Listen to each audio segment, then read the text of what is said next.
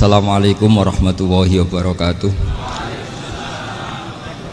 Bismillahirrahmanirrahim. Tabarakalladzi nazzalal furqana ala 'abdihi liyakuna lil 'alamina nadhira.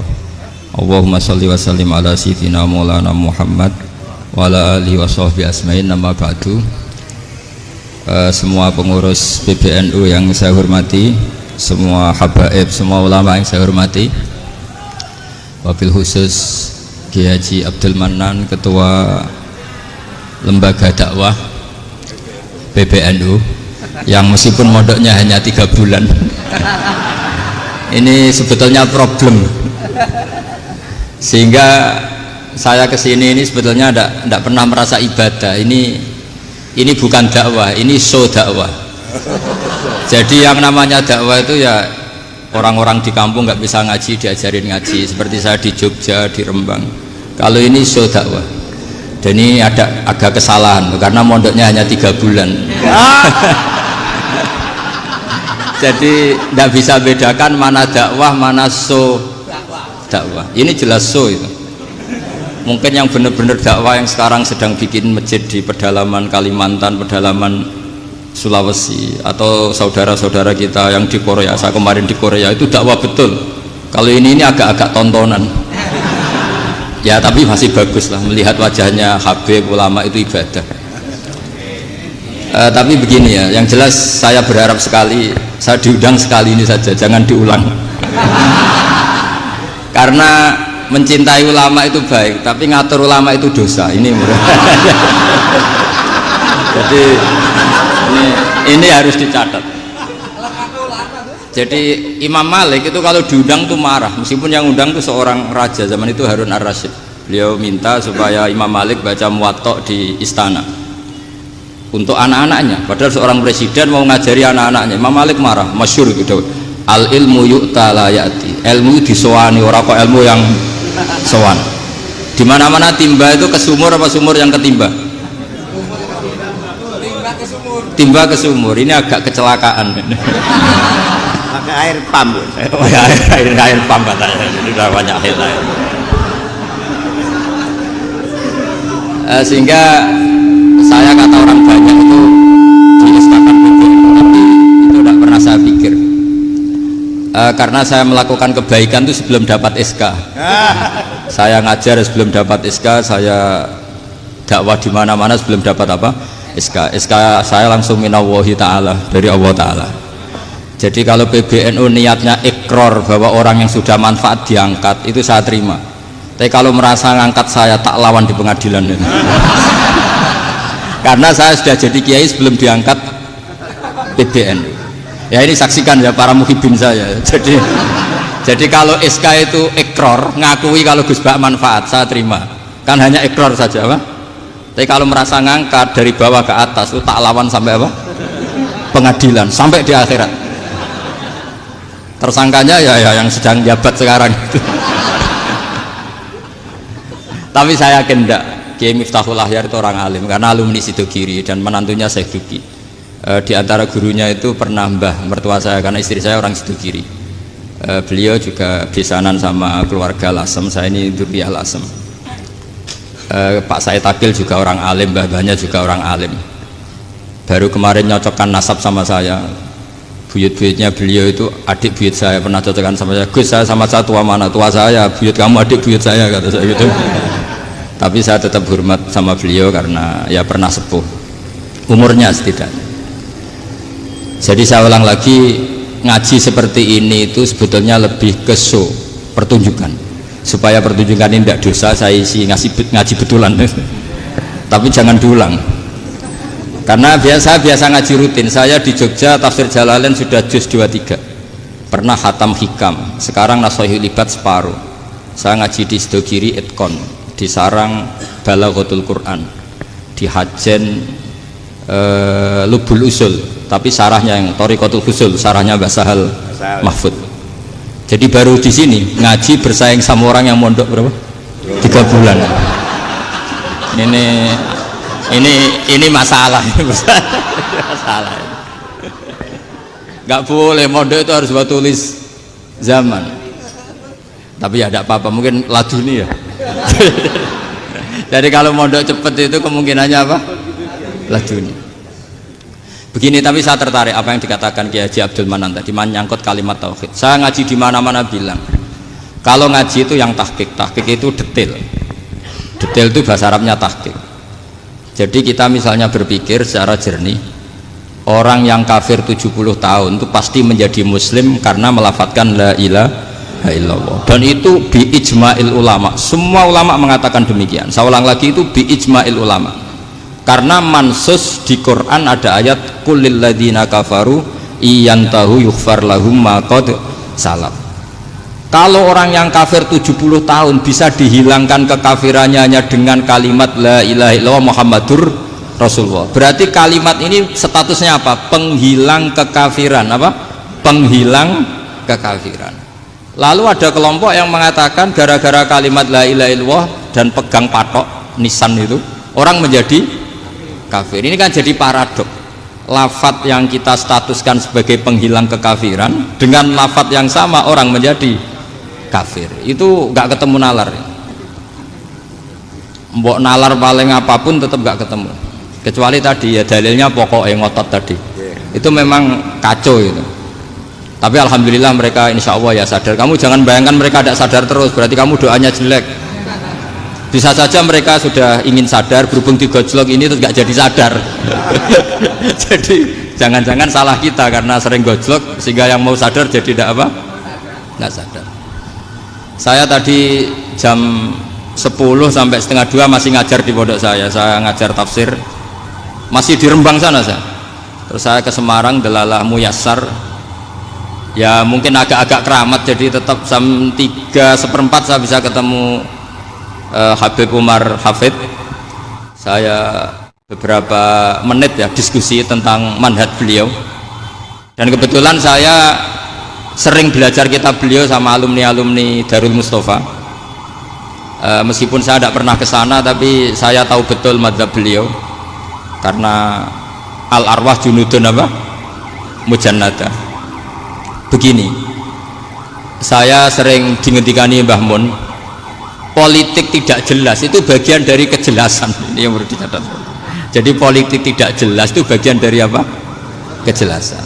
Misalnya begini, siapa yang mengira Khalid bin Walid yang sangat musuhi Rasulullah, dia panglima orang kafir ketika ngalahkan Rasulullah di perang Uhud, akhirnya Khalid bin Walid masuk apa? Islam. Begitu juga Wahsy, qatilu ahabbin nasi ila Rasulillah, pembunuh Sayyid Hamzah, akhirnya juga masuk Islam.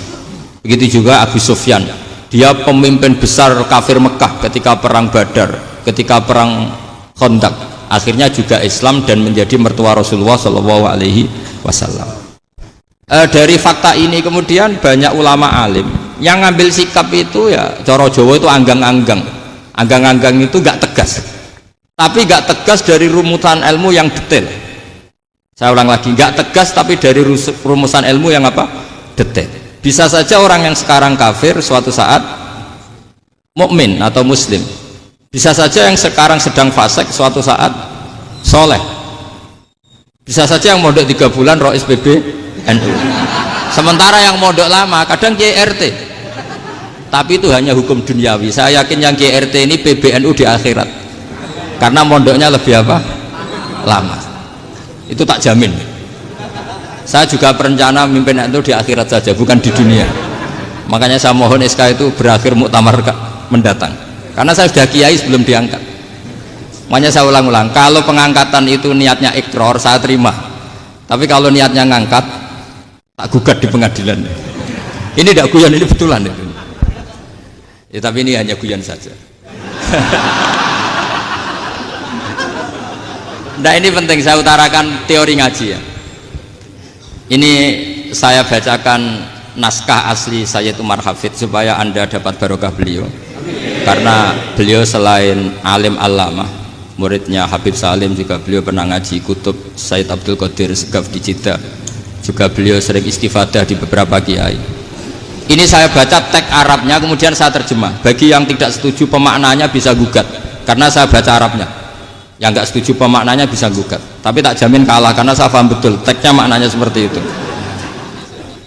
Logikanya tadi ya, ketika Rasulullah ngambil sikap tegas kepada qatilu Hamzah yaitu Wahsy, dan ketika Rasulullah ngambil sikap tegas pada orang-orang yang mengalahkan beliau di perang Uhud, kaifa yuflihu qaumun fa'alu bi anbiya'ihim hakadha, bagaimana mereka jadi orang benar atau orang yang dapat kebahagiaan kalau mereka perlakuannya seperti Nabi seperti ini, yaitu Nabi sujawaju masyhur wa kusirat ruba, yaitu Nabi itu wajahnya terluka, gigi serinya tanggal.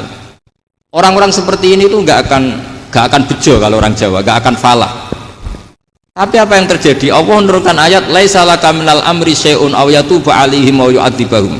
Muhammad itu bukan wilayah kamu ngecap orang, menstigmasi orang itu tidak wilayah kamu. Saya bisa saja mengampuni mereka atau menyiksa atau menyiksa mereka, itu wilayah saya, kata Allah. Saya bisa saja mengampuni mereka atau menyiksa mereka, itu wilayah saya. Sehingga akhirnya apa? Rasulullah tidak ngambil sikap yang mungkin orang lain mengatakan itu tidak tegas, tapi itu kearifan. Betul, akhirnya Wahsy malah masuk Islam. Khalid bin Walid panglimanya juga masuk Islam. Dan beberapa orang kafir juga masuk Islam, termasuk mimbenihim, ketuanya yaitu Abu Sufyan. Ini penting saya utarakan. Makanya ini saya baca pembenaran dari konstruksi pikiran tadi. Nah ini supaya khas. Ini khasnya orang mondok 10 tahun nih. Jadi ini tak baca ini. Nah, biar jelas ini nanti tagnya persis ya, tidak saya rubah. Ini di kitabnya Habib Umar Hafid, namanya itu Taujihun Nabi Limardoti Bari. Kalau diterjemah ya mengarahkan orang yang sadar, Nabi itu orang yang sadar ya, sampai ini termasuk orang yang sadar, Limardoti Robbi, menuju mendapat ridho Tuhan atau Allah Subhanahu wa Ta'ala. Saya baca tagnya ini di halaman 179. Ini tidak ada yang saya rubah, tidak saya kurangi. Bismillahirrahmanirrahim.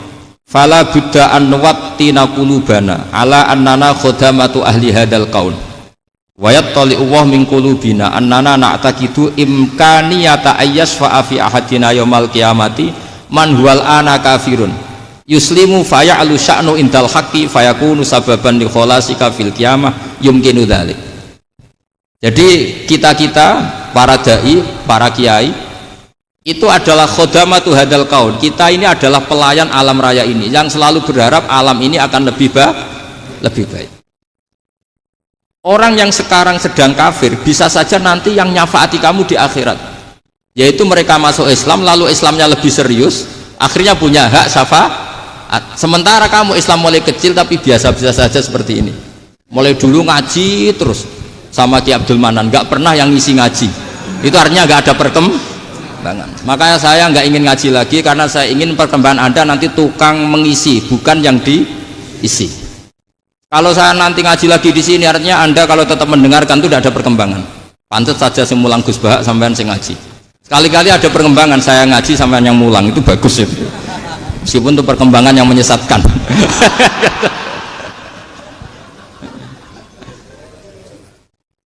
Ini penting saya utarakan. Ini dawuhnya Said Umar ya. Orang yang sekarang sedang kafir bisa saja orang ini nanti nyafaati kamu, yaitu beliau orang ini Islam, kemudian Islamnya serius, maka punya hak syafaat, sementara kamu Islamnya biasa-biasa saja. Itu masyhur kayak Sayyidina Umar. Sayyidina Umar Islam di hari itu langsung makomnya makom yang a'la, sehingga mengalahkan yang sudah Islam lebih lama, karena Islamnya Umar itu menjadi izzatul Islam betul. Makanya jangan benci orang tegas teman-teman, kadang ya ada baiknya. Abu Bakar itu sudah Islam tapi layinal janib, orangnya santun, kalau dipisoi orang yang menengahi lah, kira-kira seperti itu. Begitu juga Bilal, Ammar, Suhaib. Singkat cerita, Rasulullah itu sering dibully ya, sering disiksa orang-orang kafir. Rasulullah berharap, wah kalau yang Islam gini terus repot. Melihat Umar ini petarung di pasar Uka, dia dapat uang itu kalau tarung, menangan. Kata Rasulullah, kalau ini yang Islam ya bagus. Beliau berdoa, Allahumma aizal Islam bi Umar. Itu kira-kira 2 hari dari doa beliau, Umar masuk Islam. Itu pertama masuk Islam itu orang-orang kafir diparani, kalau kamu ganggu Rasulullah Muhammad tak bunuh. Semenjak itu orang kafir yang gentenan sembunyi. Sehingga kata para mereka yang Islam, Islam selalu jaya mut aslama Umar, ketika Umar masuk Islam. Itu dalam satu hari Islam itu Rasulullah sudah ngendikan Umar yang Islam sehari ini imannya kalau ditimbang separuh ahli dunia masih unggul sama Islamnya Umar. Nah bisa saja seperti itu. Jadi saya minta sama teman-teman yang mencintai ilmu, tidak tegas itu bagian dari ketegasan dalam ilmiah, karena kita ini tidak mengendalikan dunia, tidak mengendalikan hidayat, hanya Allah piyambak yang ngasih apa? Hidayat. Maka sikap kita laisalaka minal amri syai'un aw yatuba alaihim aw yu'adzibahum. Rasulullah yang ahabbul khalqi ilallah saja tidak boleh tegas karena semuanya potensi itu ada. Cuma kita tegas dalam kebenaran saja, tapi nggak perlu tegas dalam mengawal kebenaran.